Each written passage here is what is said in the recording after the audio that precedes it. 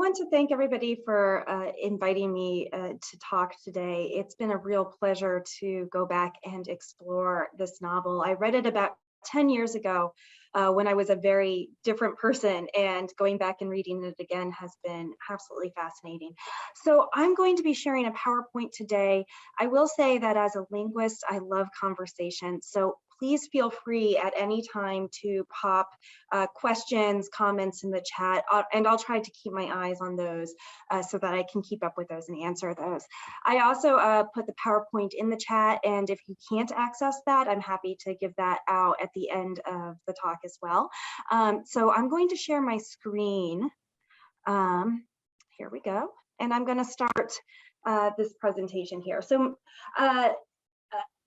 thank you so much for the introduction. I want to acknowledge that a lot of the work that I do comes out of the Chapman Center for Rural Studies, which is a center for excellence at Kansas State University that focuses on documenting the history and stories of the Great Plains.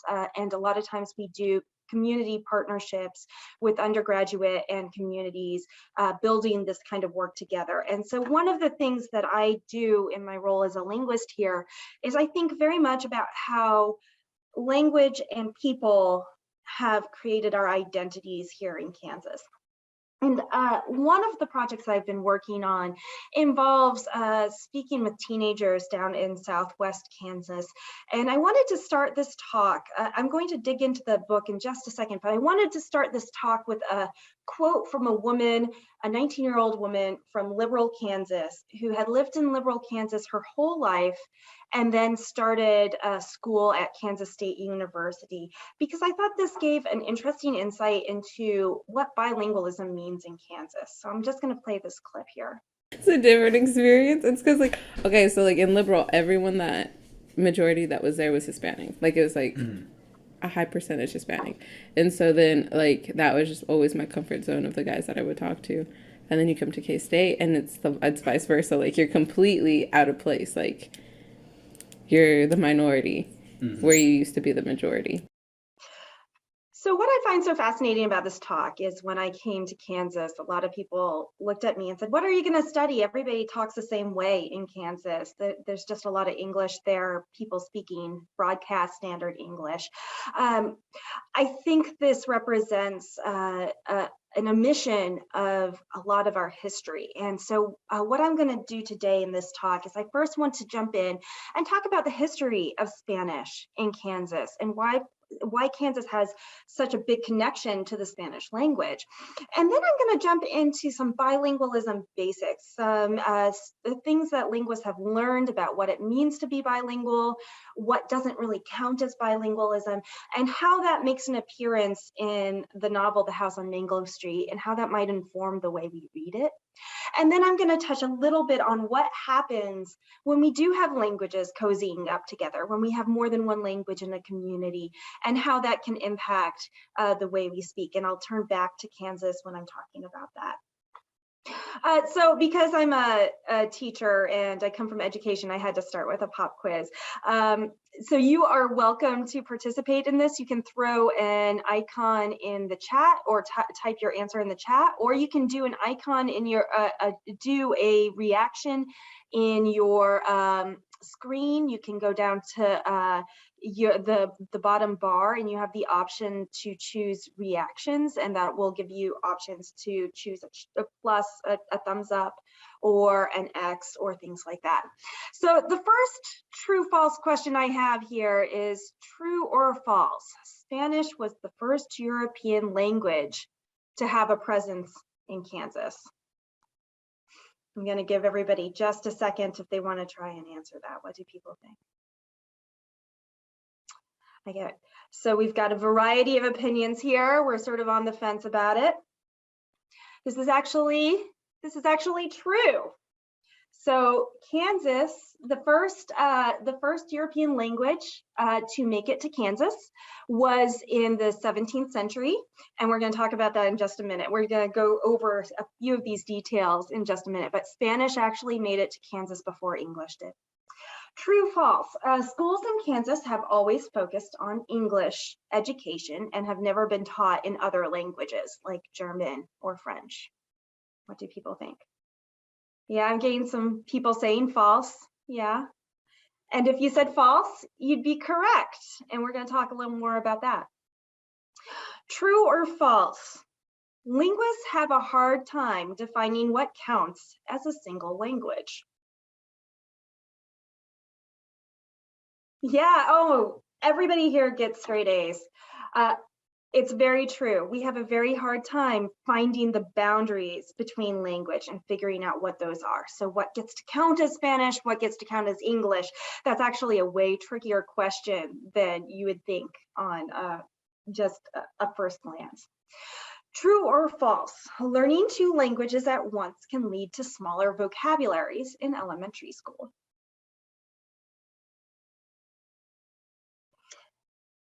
Straight A students here. You're absolutely right. This is false. As long as you get enough input in both languages, this will not impact the amount of vocabulary you have. But we're going to actually go into a little of the details because this is kind of an overgeneralization here too. And then finally, true or false, learning additional languages can make you better at multitasking. This is true. And yes, you're absolutely right. And one of the wonderful things that I find really encouraging about this is it's true even if you're just learning a little bit of the language. So this is true for even if you're just taking an intro to Spanish class, just doing that little bit of extra work with your brain will have cognitive benefits later on. So we're going to dig into each of these, starting with Spanish in Kansas, because when I picked up the novel The House on Mango Street for the second time around and started reading it, as someone who's living in Kansas, I started to think, wow, this novel could take place in Wichita. Broadway Street in Wichita could be the setting for this novel. And I wanted to dig into that idea and sort of get a sense of what that means for how we read this novel. One of the myths about Kansas, I think there's a lot of myths that go along about Kansas, and I think a lot of them emerge from people just not looking close enough. One of the myths about Kansas is that we're all monolingual here in Kansas. And I want to start off by just pointing out that Kansas, being a state in the center of the country, has always been multilingual because when you're in the center, you tend to be a crossroads.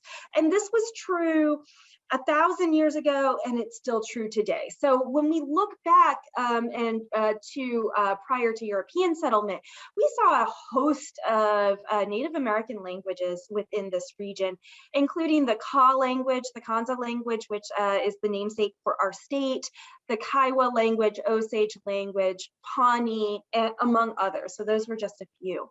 One of the things that surprised me as I started digging into the history of multilingualism in Kansas is that English actually wasn't the first language to be introduced to Kansas from a European country. So here I've got some images for you. On the left, we have some chain mail from Rice County, which is dated back to the 16th century Spanish explorers. And on the right, we have a map that estimates Coronado's path for the expedition of 1540 through 1542. And if you notice, that creates a loop right up through Kansas. There are some excellent diaries from these conquistadors. They were looking for the lost city of gold, and they went up to Kansas to see if it was there. They were absolutely baffled by the Great Plains. There's stories of them getting so disoriented in the grasslands that they would wander off and go mad. How true these are, I don't know, but we do have strong evidence that Spanish has had a role to play in our state way back into the 16th century. This role at first was more just in passing. It didn't really have a huge impact. We didn't have a lot of conquistadors settling down on the Great Plains. They viewed the area kind of as a vast wasteland. failed to see the true potential of our state. But this begins to change in the 19th century. So the US is a young country getting on its feet. Mexico is a young country getting on its feet. And already our economies are starting to be intertwined, leading to the Santa Fe Trail, opened in 1821. And what's fascinating about the Santa Fe Trail is it is a way for these two economies, these two national economies, to become linked. And in doing so, it becomes an inherently multilingual space.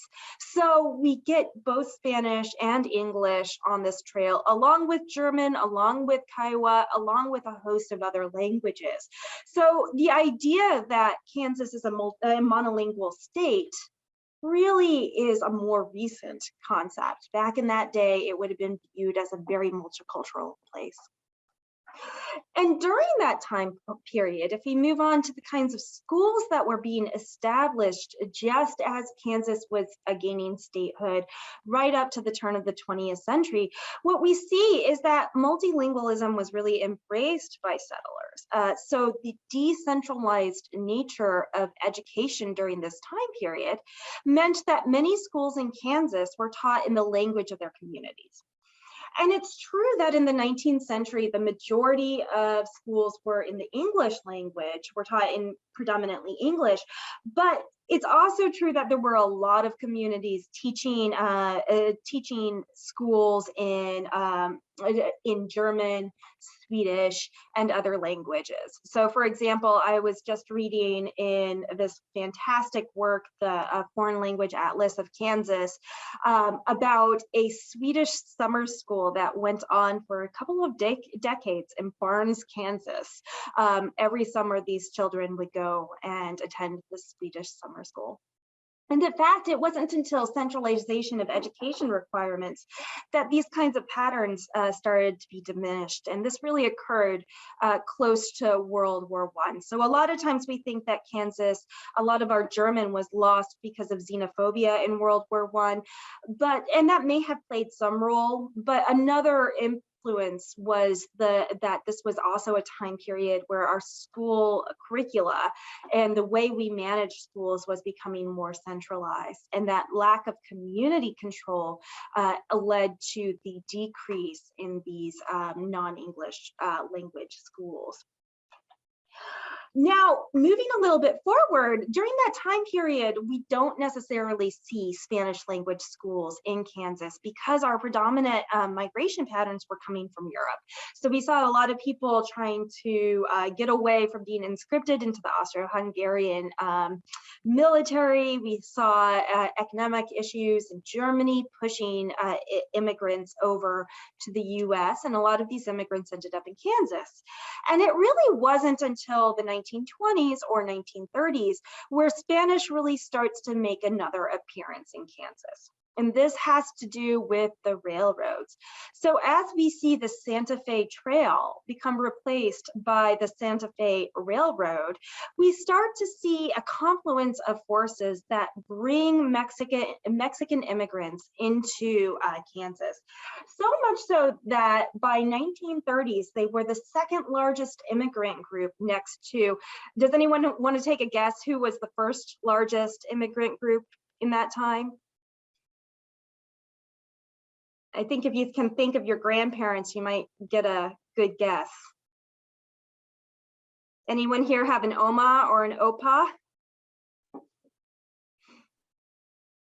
Swedish is close, but Germans were the ones who were primarily coming from overseas to Kansas. So we were getting a lot of German immigration still. So in terms of Mexican migration to Kansas, we see a confluence of events that really pushes and pulls Mexicans to this location. Push factors included the Mexican Revolution between 1910 and 1920. This revolution not only destabilized Mexico, but also led to really pretty disastrous economic depressions that made making a living incredibly difficult in Mexico during this time.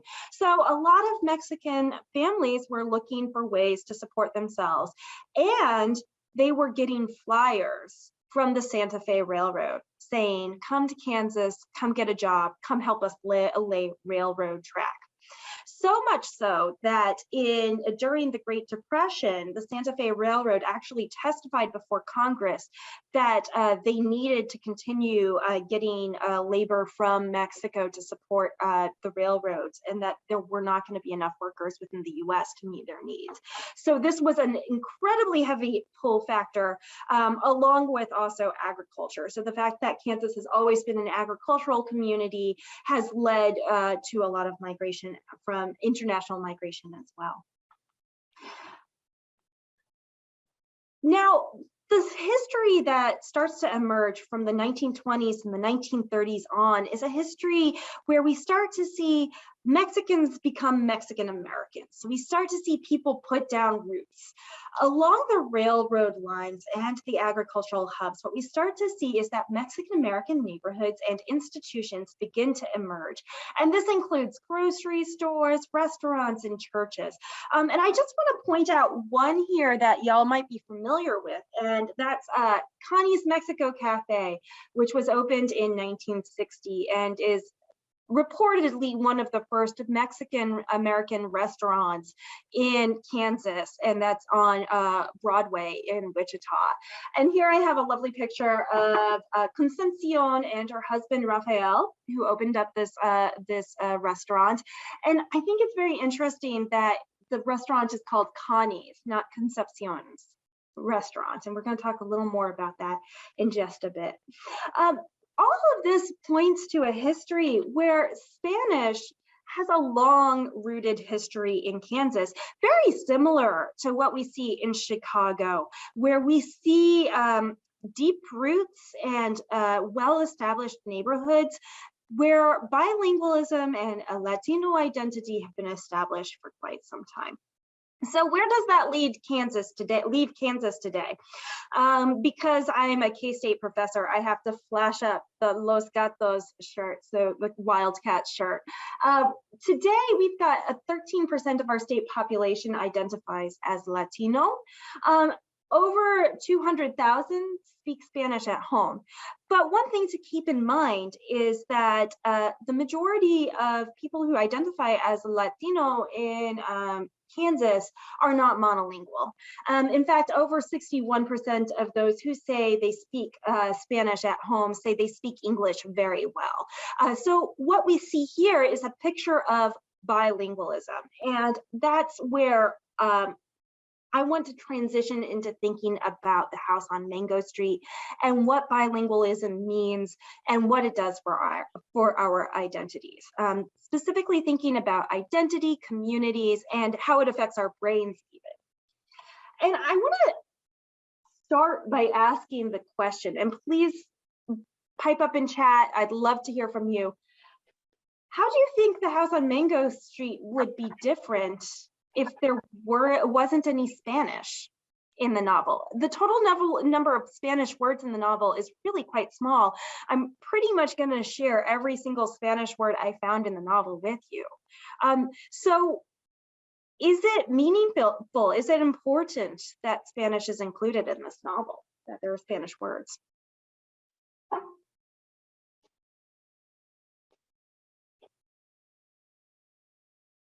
So I get it would make no sense, even just the relatively few words.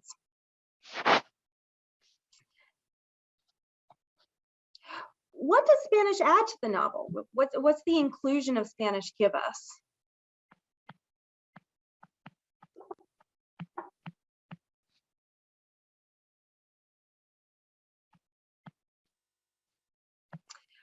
We're going to jump in and we're going to explore that question a little more. Okay, I feel like the last sentence of the book has a Spanish subtext. It makes more sense translated in Spanish than into English. Culture, I love that. Yes, culture. For the ones who cannot out. Oh, my goodness. Reminds the reader that this is a Latino community. Yeah, so it draws, I would say, the English speakers into the authenticity of the book. It would lack flavor without the Spanish. I love all these answers. These are fantastic answers. And so I want to dig a little more into where Spanish is being used, because Sandra Cisneros is using Spanish in a very thoughtful and meaningful way. And I think it's worth taking a moment and pausing and looking at those moments. So by page 10, which is about 4 chapters in, we get this chapter that's just called My Name. And I want to read this section out. And then I want to remind people that the main character's name is Esperanza. And so she begins, she says, in English, my name means hope, and this is true. In Spanish, it means too many letters. It means sadness. It means waiting. It is like the number 9, a muddy color. It is the Mexican records my father plays on Sunday mornings when he is shaving, songs like sobbing. It was my great-grandmother's name, and now it is mine. At school, they say my name funny, as if the syllables were made out of tin and hurt the roof of your mouth. But in Spanish, my name is made out of a softer something like silver.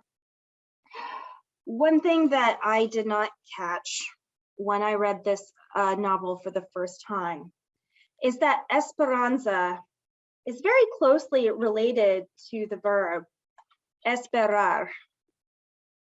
Esperar. Does anyone know what the word esperar means?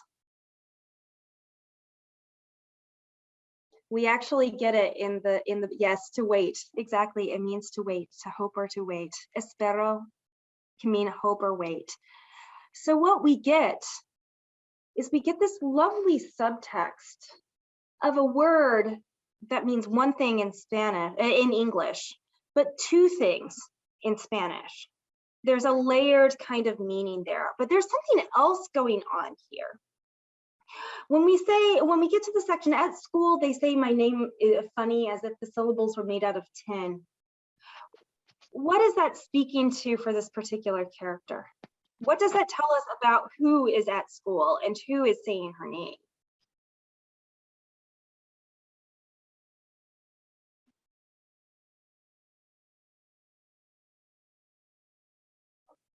This is a situation in which her name, not Spanish speakers, native English speakers, absolutely. And so we have a situation here where this name is a name that gives this character complexity, right? She's in a situation where she's inherited a name from her great-great-grandmother, and there's an incredible story that goes along with that. But she's also in a location where people don't get her name entirely, right? She comes with 2 stories. She has the story of her name in Spanish, she has the story of her name in English, and she's carrying both those throughout the day, experiencing the experience of having her name taken into English and maybe not produced in the way that feels right or natural. This naming bit I thought was really intriguing because it starts coming up again and again. So Santos Cisneros does not stop with this chapter talking about double naming. Instead, we start seeing it as a theme throughout the book. Meme has a dog with gray eyes, a sheepdog with 2 names, one in English and one in Spanish. The Eskimos got 30 different names for snow, I say. I read it in a book. I got a cousin, Rachel says. She got 3 different names. She got 3 last names, and let me see, 2 first names, one in English and one in Spanish. There's this, so we start to see this theme emerge of multiple naming. And when we see this instance of multiple naming, it makes me think back to Concepcion and her restaurant, Connie's Mexico Cafe. This bilingual experience of living in 2 different worlds where you're interacting with monolinguals who may not have access to your entire bilingual repertoire. Why might Concepcion have changed her name to Connie for her restaurant, Connie's Mexico Cafe?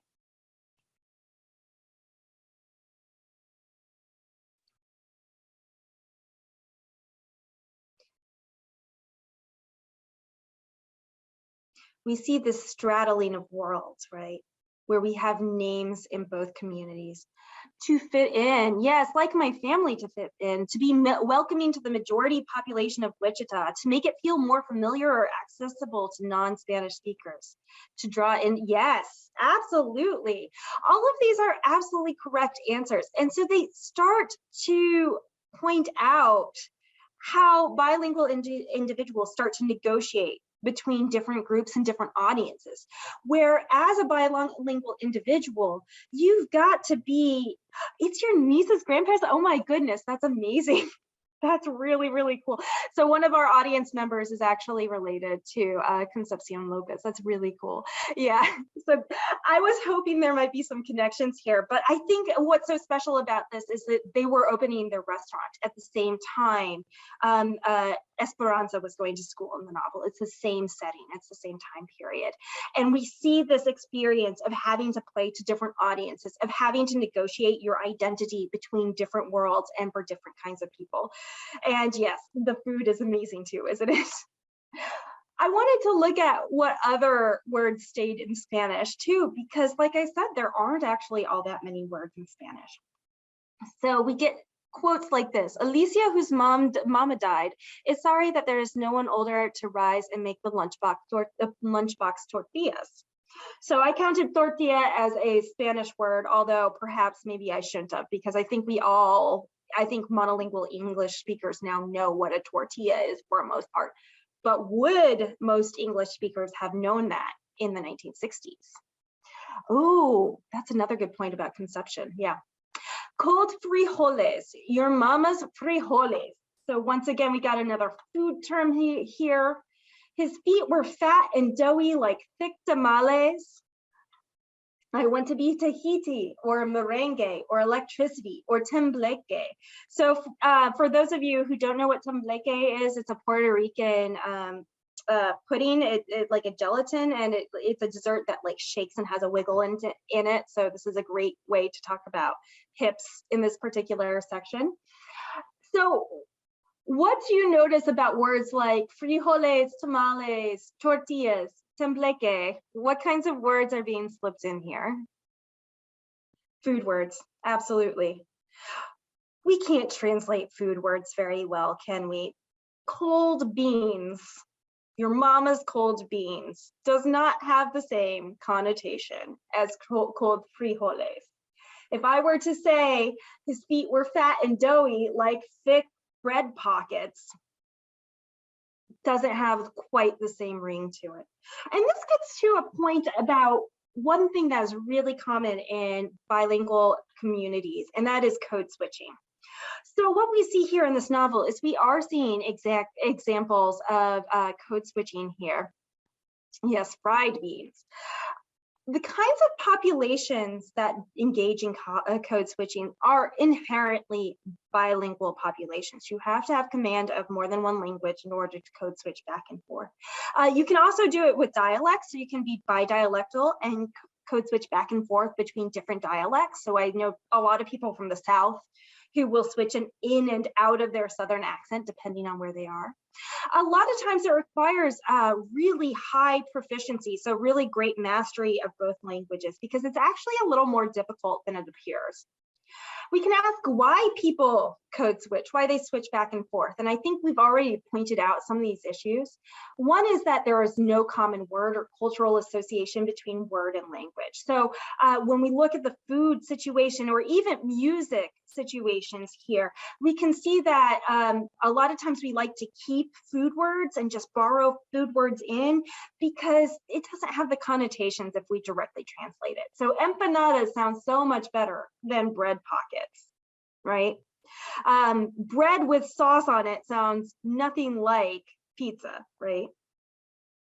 Oh yes, and also that also speaks to the cultural impact too. By using food words everyone relates. We all know what it's like to have that heritage food that really draws us home and feels like home. Another example here is kinship terms, things like Oma for grandma because your grandma is from Germany.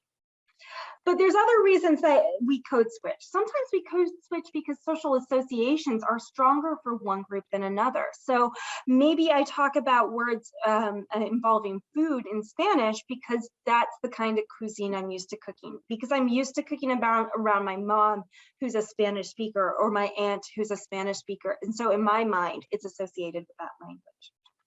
We can also use it as a tool to negotiate social interaction. So one of the things that's really common in bilingualism studies is there's all these studies of teenagers refusing to speak their parents' languages. So if an English-speaking teen is talking to the Spanish-speaking parent, they'll switch into English because they're trying to distance themselves from that parent. So if they're being asked about their homework, they're going to reply in English because, oh my goodness, they are like pepitas, because they're trying to assert their independence. And then there's the flip side of that, where you'll see teenagers start to switch into their parents' languages if maybe they want something or are trying to get favor or trying to butter their parents up. So we can see how language can be a tool to negotiate relationships, to show closeness or distance. But also it's an additional tool for authors. Authors can do amazing things with switching back and forth between languages, whether or not it's sound play, getting the right word that sounds just the right way, or weaving in cultural connotations that you would otherwise miss if you didn't have those words. I think a really great example of this is the story Chanclas. So there is one story called Chancla, which is a chapter about Esperanza having to wear brown shoes at a baptism party. Now, what's so fascinating to me is this entire story is about brown shoes, but the direct translation of the title is flip-flops. Chanclas are flip-flops, right? But if we just translate the title to flip-flops, if we just use the term flip-flops, we're missing something very critical about the word chanclas in Spanish. And that is that there's a whole cultural connotation behind that word, that if you're not multilingual or bilingual, if you're not a Spanish English speaker, you're probably gonna miss. Yeah, so chanclas related to flip-flops not only has class associations, but also has parenting associations. So there's this whole sort of discourse that goes on in Latino culture about your mama threatening to hit you with her flip-flop if you messed up, right? And so you can actually buy t-shirts, they sell them online, I survived la chancla. So it's about a mother-daughter relationship. It's about shoes, and it's about sort of a cultural belonging and a sense of place that comes from a particular perspective that's a little bit missed if we try to do the direct translation here. I think there's also a huge component of class going on associated with this word as well. So I wanted to jump in because I think when we dive into these little moments of bilingualism within the novel, it gives us a chance to think more about what bilingualism is and how it works, and to think about it in to help dispel some of the myths. So one myth that we sometimes hear is that mixing languages together is sloppy, that people just aren't keeping their language straight, that they're being confused. When actually the ability to mix languages in a way that is accepted by your speech community requires a very high level of both proficiency, pragmatic awareness. And it actually has cultural, cognitive benefits as well. And we're going to talk about those cognitive benefits in just a minute. So in being able to make that skillful switch, to use that word chancla to signify something different than what you can signify with the English word, is actually an example of linguistic creativity that is really thoughtful. So what appears to be mixing languages just haphazardly, oftentimes when you start to unpull the thread, has very interesting structure beneath it. It also shows us how the boundaries between languages are actually quite hard to define. So the truth is that words in different languages aren't exact copies of each other. So trying to think of a bilingual individual as someone who has two distinct vocabularies, maybe in different parts of their brain, actually doesn't really fit what bilingual speakers are doing with the totality of their vocabulary, because they're creatively drawing from multiple languages at the same time to communicate effectively with the different audiences. The other issue with this is it's hard to tell when words move back and forth between different languages and what counts. Do people know what a beer rock is in this audience? because I didn't know what Yes. sorry, go on. Yes. Yeah. Deliciousness. It's pure Kansas, isn't it? So Burox in Kansas is definitely an English word, right? There's something we eat in Kansas, and it's a very Kansan word. If we go anywhere outside of Kansas, people don't know what this word is and they don't consider it English. This is such a Kansas, well, actually maybe Nebraska gets to join us too. They might have Burox as well. But the point being that the Kansas English vocabulary is different than the English vocabulary in other countries and other states and other locations. And in Kansas, we've allowed Bierok, which is originally a Russian and a German word. It came from the Vulgate Germans who were coming in from Russia. This word is a word that we've allowed to become part of our English language here. And it's really hard to think of that as an example of code switching now. And it also just shows us how weird and permeable the boundaries to languages are and how it's hard to draw a line between them.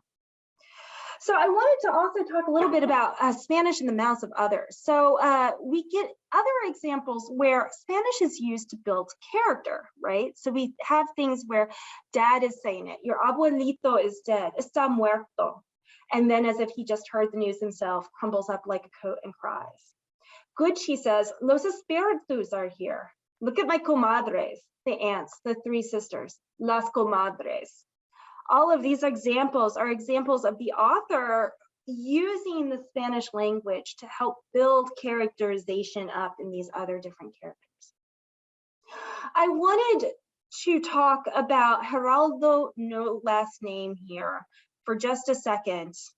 Oh yeah, they are also known as Francis. Thank you, Nancy. Because I think this is an interesting example where the novel isn't dealing with bilingualism, it's actually dealing with monolingualism. So in this chapter, we get a quote, just another brazier who didn't speak English. And I apologize, these are some of these are racial slurs. And if you want to know the history of these racial slurs, I can talk to you about them later in the Q&A. You know the kind, the ones who always look ashamed. And here we get an example of monolingualism, just another person who didn't speak English. So we get a clear mark of Spanish only. We get another example of this in the chapter, No Speak English. And here we get a couple of examples of bilingualism in play, but we also get this distinction between bilingualism and monolingualism that I want to talk a little more about. So Mamacita is the big mama of the man across the street, the third floor front. Rachel says her name ought to be Mama Sota, but I think that's mean. So one of the fun things in this quote is that in Spanish, to make something little, you can add ita, like itty bitty, and to make something big, you can add ota. So, and that's like really large. And this is actually an example of sound symbolism that's really common across the world's languages, where E and I sounds are associated with little things because you make your mouth little when you say them. And O is associated with large things because you're making your mouth large when you say them. So what's interesting about this joke is it's a joke to the readers that only readers who understand the connotations of ita and ota are gonna get. Esperanza goes on, she says, I believe she doesn't come out because she is afraid to speak English, and maybe this is so since she only knows 8 words. My father says that when he came to this country, he ate ham and eggs for 3 months. That was the only word he knew. He doesn't eat ham and eggs anymore. Does anyone have a story in their family like this? My family personally has a joke about apple pie and coffee from a German relative, saying that was very similar to the setup here, eating apple pie and coffee until he learned English.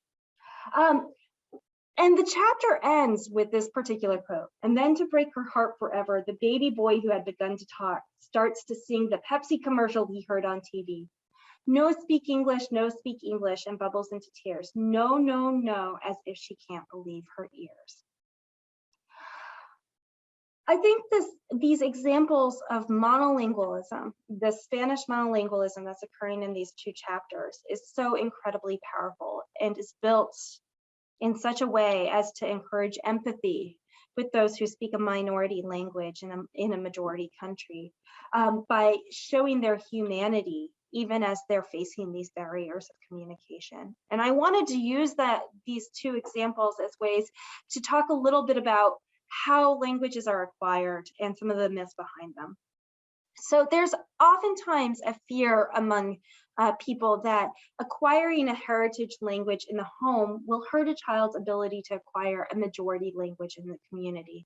So I know, for example, my grandparents were not taught German because they were expected to learn English, and there was a fear that if they studied German, that they would lose their English speaking abilities. They wouldn't be able to do a good job with that. The truth is that acquisition is all about input, and that with an estimated 40 to 50%, you need about 40 to 50% of input to be able to reach proficiency in a target language, monolingual proficiency. So to make yourself the kind of bilingual who's able to switch back and forth effortlessly, and each language is like your main language, you need to have about a 50-50 split of input. The issue is that children naturally receive tons of input from majority languages. So just as a little boy in this story is listening to Pepsi commercials, little kids around the country in the US hear English everywhere they go. And so the language that's more likely to be at threat is the home language, the minority language is the one that's least likely to be acquired, especially once kids start making it to school. Oftentimes, there's also a fear that acquiring multiple languages is too taxing for children and will lead to delays. But there's an issue with the way we evaluate bilingual children. A lot of times these fears come out of these tests where we ask kids to look at a picture and name all the things they can find, use as many vocabulary items as they can in a time limit, right? And we'll ask them to do it in Spanish, and we'll ask them to do it in English, and we'll ask the monolingual kids just to do it in the language that they speak. And what happens is when we do this, we see that very little kids, age 4 and 5, for example, if they speak 2 languages, they'll have fewer words in the one language. But when you add those words together, they actually have a very massive vocabulary for kids their age. And these differences to monolinguals actually start to go away after a while too. So it's a little difficult to think of these kids and evaluate them just as we would monolingual kids, because they're actually working with 2 sets of vocabularies in their head, and they have those resources and they draw upon those resources in all their communicative needs. So it's a little unfair to think of them just as being 2 monolinguals inside one head. The other myth that we have, oftentimes we hear, why can't people just learn English? Yeah, it's a Joyce said that happened to my family too. A lot of people weren't taught German at home for all these reasons. And it's one thing that we're really trying to work on as educators, helping make sure that parents are less afraid of teaching their kids a home language, because it's really not going to affect their English. While adults are great at learning vocabulary and syntax, only a rare few will be able to master the sound system of a new language. That's more challenging. Some people can, and we don't know what sets these people apart. Adults often have transfer, which is where the phonological, the sound of your native language, leaves an imprint on your second language. Exposure, motivation, and the context of the learning experience all play a role in how well you can do at learning a second language. I wanted to end looking at this book with this particular quote. I could have been somebody, you know, my mother says, and sighs. She has lived in the city her whole life. She can speak 2 languages. She can sing an opera. She knows how to fix a TV, but she doesn't know which subway train to take to get downtown. What I find fascinating about this is that here we see 2 languages, bilingualism being held up as a strength, right? And it's true. All the research that we've done shows that bilingualism can be really good for your brain.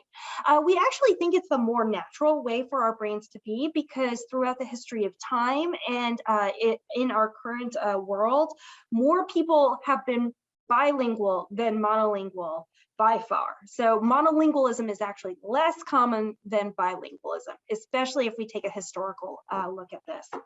And what we see is that from a brain perspective, there's all sorts of advantages you can get if you're bilingual. So we know that, for example, Alzheimer's appears 5 years later in bilingual than monolingual people on average. Dementia symptoms appear 4.5 years later on average for bilingual people. Bilingual individuals often are better at focus, memory, multitasking, and also empathy.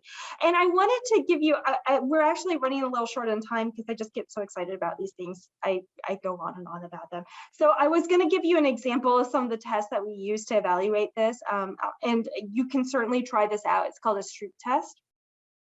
But what we see is that this all leads to healthier brains.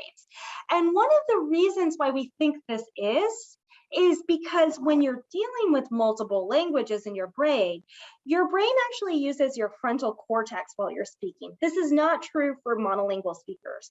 Your frontal cortex, part of its job is to deal with conflict. So it's almost like having two languages in your brain creates a little bit of conflict that basically acts like doing sit-ups in your frontal cortex. It's basically giving your frontal cortex a workout.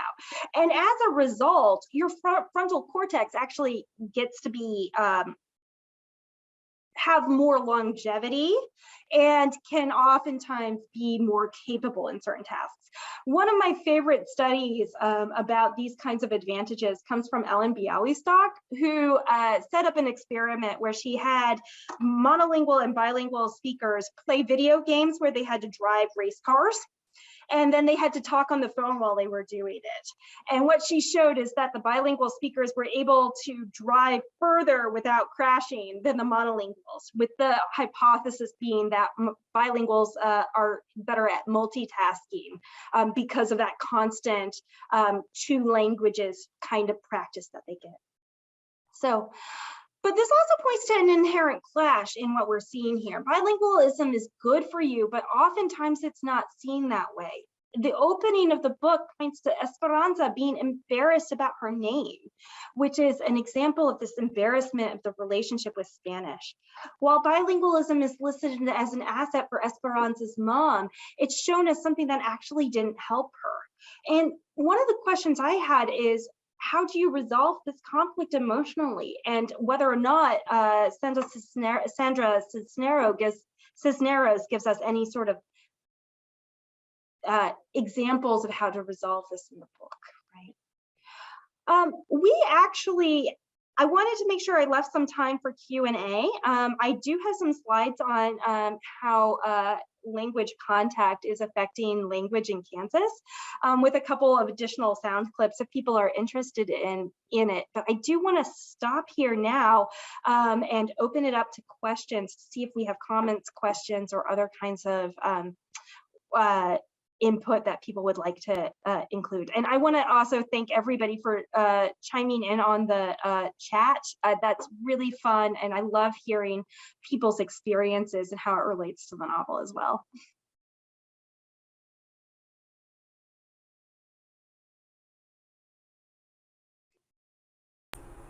Hi, I was just typing in that my Mexican friends' children use one's called Enrique and Maria and Angel, and they use them. And the stigma seems to have is being bucked, at least, if not gone. You know, I love that. This novel was written, it's set in the 60s, and it was written in the 80s. And a lot's happened since 1984, hasn't it? I hope that we have started to buck that kind of stigma, and that stigma isn't there as much anymore. And yes, Joyce, I wanted to say something about brain health here. I think one of the really cool things about this is that it doesn't matter when you start studying another language or how little of it you know. doing any sort of activity where you engage your brain with more than one language gives you some benefits. So while, yes, speaking 2 or 3 languages your entire life, that's the best way to help start warding off Alzheimer's. It's still true that even if you're in your 60s or 70s and you're taking out your phone and you're working on a language app, or you're watching shows with subtitles or listening to Spanish music in the background, all of these things are helpful for your brain, and they will have healthy impacts on your brain. I wanted to ask you if this was correct, that in Spanish, there is a one-to-one correspondence between the letters and the sound, and in English, that's not the case. So that what can happen sometimes is that children whose first language is Spanish and are trying to learn English are sometimes seen by English-speaking adults as less intelligent, not when the adults don't understand the difficulty of the task. Yeah, so I teach history of the English language, and a huge part of that course is explaining why our spelling system is so unusual. So there's basically 3 reasons why English spelling is really strange compared to other languages. One is we started writing dictionaries really early, and our language had not stopped changing yet. So we get words like night that begin with a K, and words like night that begin with an N. And what had happened is night at one point was pronounced knicht, and we never bothered to change the spelling. So it's not phonetic in the same way as Spanish is. Other things that we do as English speakers is we borrow in words from other languages, and we don't change the spelling. So for example, if you read Harry Potter and the Order of the Phoenix in Dutch, it's spelled like F-E-I-N F-E-N-I-X, because Dutch changed the spelling to fit their language when they borrow words in. English speakers, when we were codifying spelling, when we were setting down our spelling rules, we decided we wanted to show that we knew where words came from, and so we wanted to keep the original spelling conventions. And so we have this really crazy spelling system that basically gives us the history of a word rather than the pronunciation of a word. Spanish, on the other hand, is much more stable in its pronunciation and its orthography. Its spelling system does have that one-to-one kind of correspondence. So like spelling rules don't, spelling bees don't happen in Spanish-speaking countries because spelling is straightforward, right? It's not this crazy difficult task. So yeah, if you've learned how to spell in Spanish and then you're trying to read in English, you're going to look kind of strange at first because you have to come to the task without the same kind of background. But it can actually serve as a help, because one of the things that causes difficulties in young children learning to read is lack of faith in the alphabet, lack of understanding that there's a sound symbol correspondence. And that's really easy to happen for English speakers because our spelling system isn't really a one-to-one correspondence. So it can give them a little bit of boost, but they will look like they're out of sync with other readers at first, right? It'll take a little while to get over that hurdle to recognize that English is doing all this weird stuff. But yeah, I absolutely love the history of English spelling, so I'm happy to talk about that all day.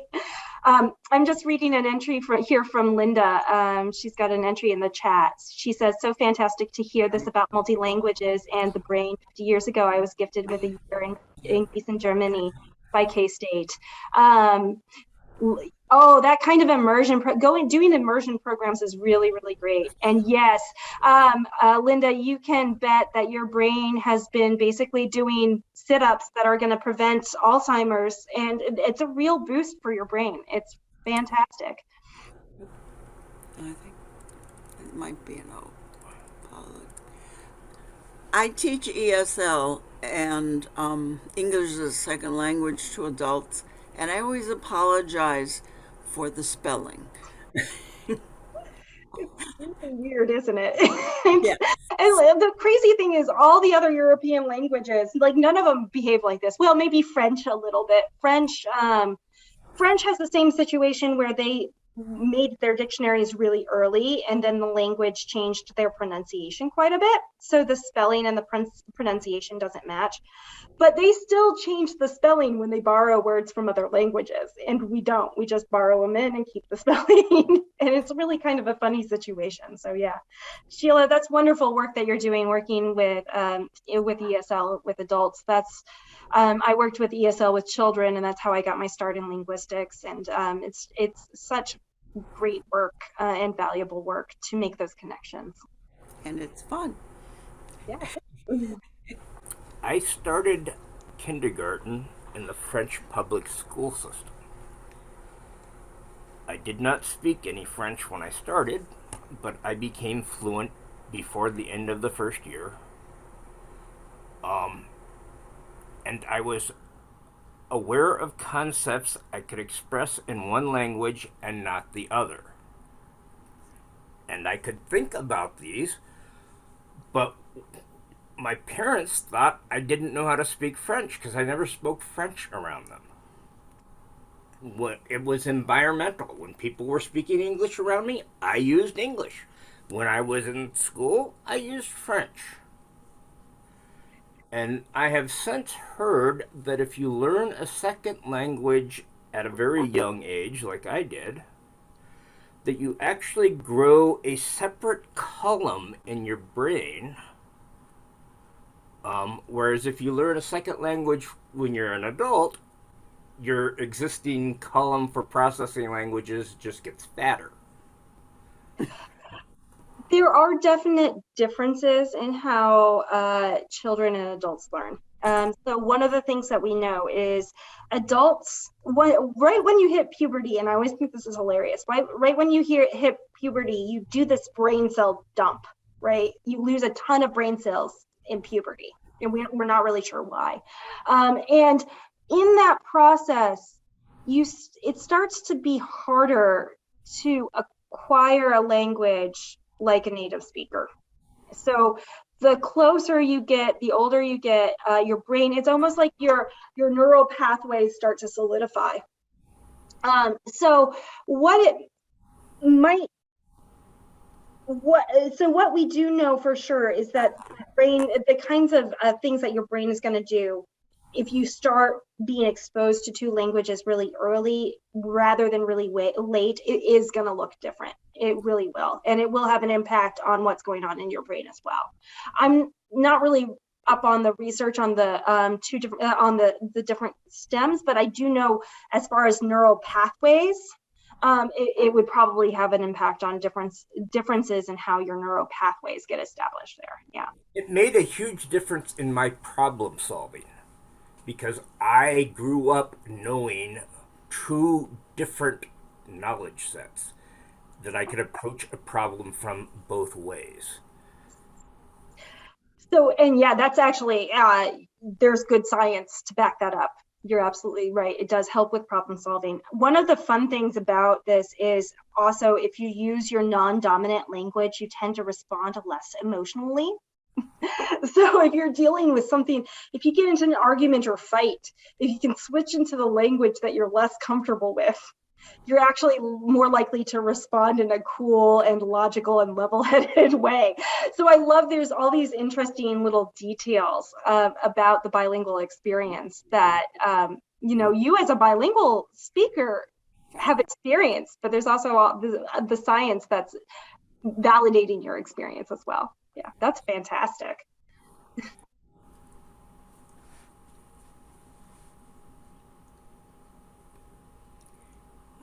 Damn. I lost my question. Oh well. You'll get it back. Somebody else is going to talk, I think. I'm going to mute Angel. So the question is, do you get the same benefit from computer languages? My understanding is no, that computer languages, it's about the human interaction. that the human element is really necessary. So even if you're just using language on a computer, that's not quite the same deal.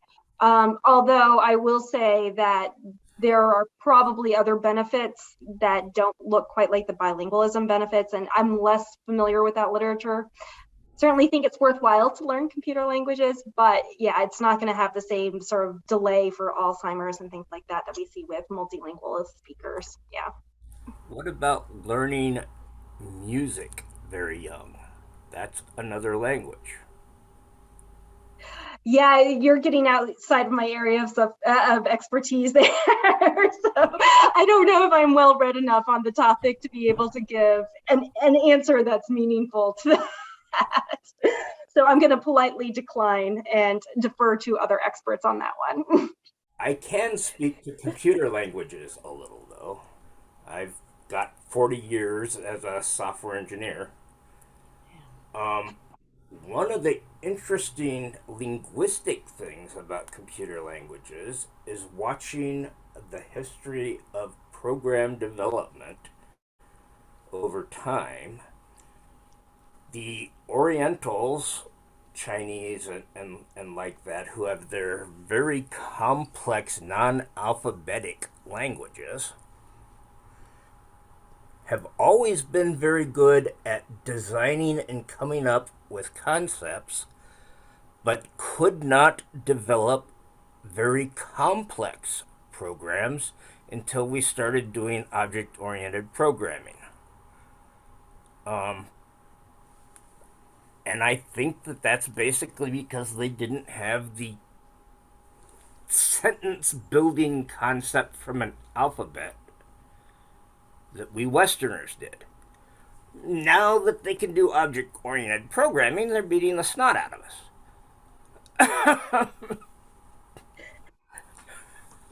Because they're used to looking at symbols as having different meanings at the same time.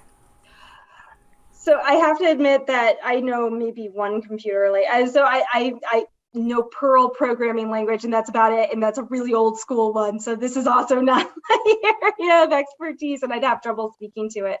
There was a question about modalities. So sign language. If you speak sign language and a spoken language, do you get the same benefits? And what's interesting is that there's some mixed evidence about this. So it seems like it's a little different because you're not getting the same kind of frontal cortex kind of lighting up going on as you would if you had two languages of the same modality. But if you speak of in two different sign languages, you then do get the full benefits that we were talking about earlier. I also got a question here about speaking to increased empathy in bilingual persons. So I think that we actually see this really well, portrayed really well in the novel, and that is that understanding of being able to move between different identities and to take perspective.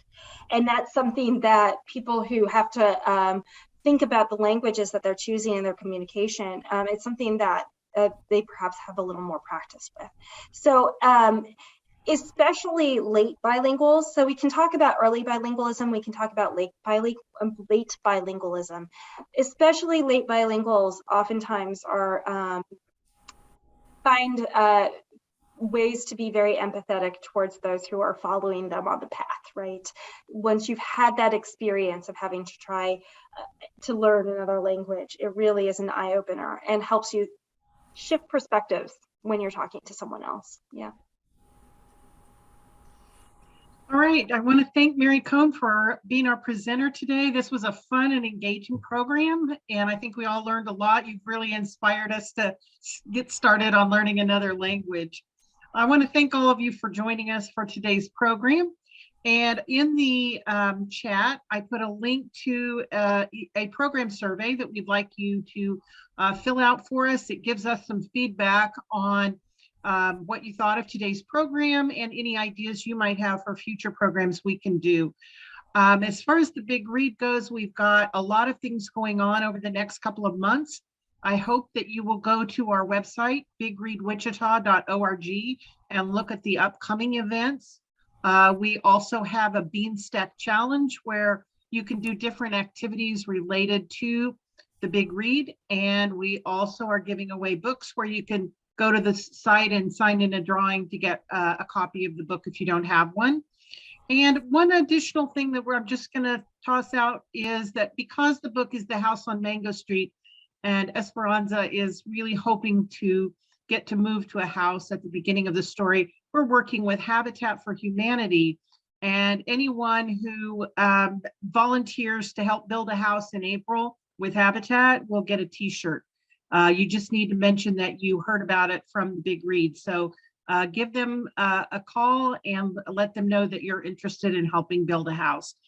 We look forward to seeing you at future Big Read programs, and thank you all. This will end our program for today.